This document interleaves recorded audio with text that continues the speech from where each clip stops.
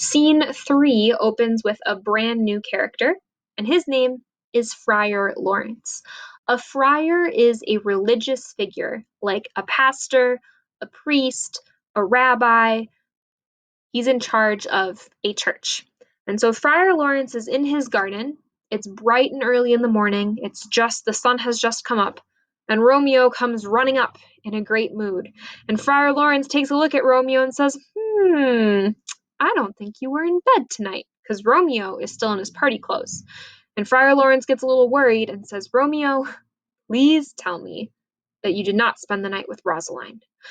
So this tells us, I'm going to pause, that Romeo and Friar Lawrence have a very close relationship.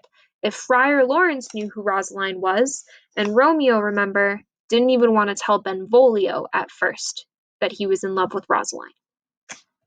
So Friar Lawrence asks Romeo, were you with Rosaline? Please tell me you weren't. And Romeo's like, Rosaline? Rosaline who? I'm in love with Juliet.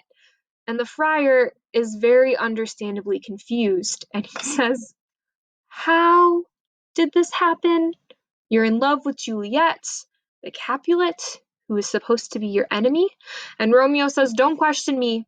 I'm in love. It's for real. She returns it. Will you marry us today? And the friar is like, today?